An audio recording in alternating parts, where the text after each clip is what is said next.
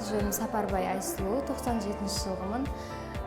Мен 2015-2018 жылдар аралығында Түркістан көпсалалы жоғары медицина колледжін бітіріп шықтым. Сол жерден мейірбике мамандығын алып 3 жыл оқыдым. Мен өзімнің оқуымды бітіргеннен кейін жұмыс іздей бастадым. Және де осы жастар практикасы арқылы жұмыспен қамту орталығында жұмысқа тауып беретіндігі туралы естіп білдім. Және өзімнің құжаттарымды жинап, сол жерге өткізіп, мен 2018 жылдың аяғында тапсырған болатынмын.